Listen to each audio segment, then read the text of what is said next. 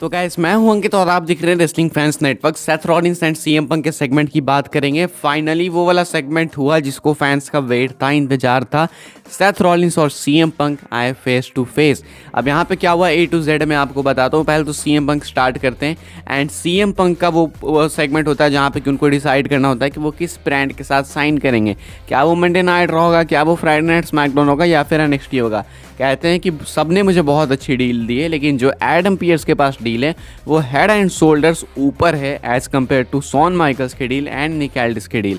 तो मैं साइन करने वाला हूँ मंडे नाइट रॉ के साथ, यानी कि एडम पियर्स के साथ।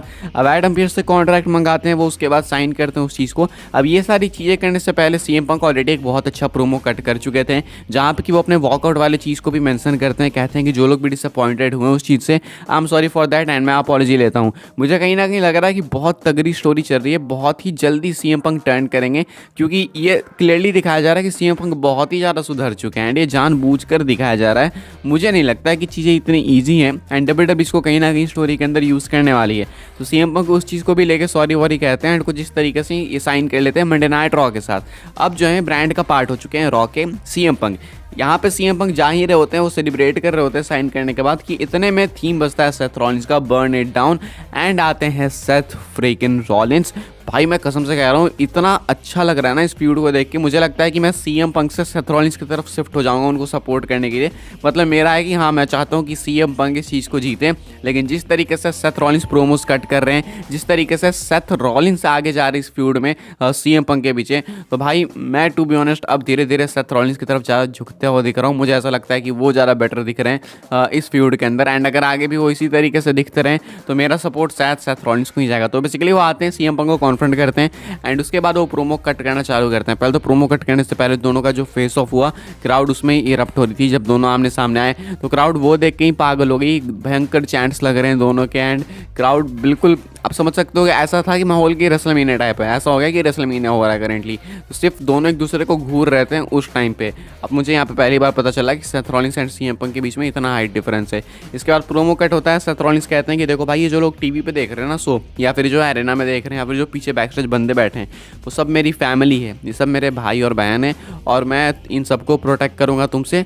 तुम इसे अपना घर मत कहो, क्योंकि ये मंडे नाइट रॉलिंस है, मंडे नाइट रॉ नहीं है, मंडे नाइट रॉलिंस है। ये मेरा घर है, मैं यहाँ पे इतने उस टाइम से हूँ जब तुम नहीं थे, जब तुम इस प्लेस को तोड़ने की कोशिश कर रहे थे बाहर से, तब से मैं यहाँ पे हूँ। तो तुम इसे अपना घर तो मत कहो, ये बहुत बड़ी हिपोक्रेसी है।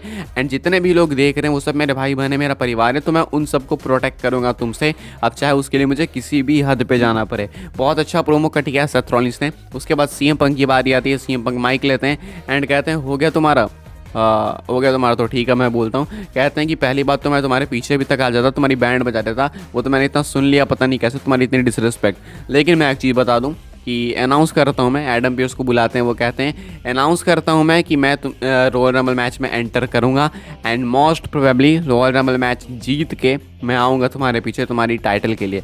एक्चुअली ये अनाउंसमेंट से पहले सेथ रॉलिंस पहले कह चुके थे कि अगर मुझे कभी मौका मिल गया, अगर तुम कभी आ गए मेरी टाइटल के पीछे, तो मैं तुम्हें बताऊँगा कि आखिर बेस्ट इन द वर्ल्ड मैं क्यों हूँ एंड आखिर सेथ रॉलिंस क्यों बेटर है सीएम पंक से। तो इसी के बाद सीएम पंक कहते हैं कि चलो अनाउंसमेंट करते हैं एडम पियर्स को बुला के, एंड उसके बाद वो कहते हैं कि मैं रॉयल रंबल मैच में एंटर करूँगा एंड देन जो है वो ये भी अनाउंस करते हैं कि अगर मैं जीत गया तो देन मैं तुम्हारे पीछे आ सकता हूँ। कंफर्म तो नहीं किया, लेकिन सबको पता ही होने वाला है।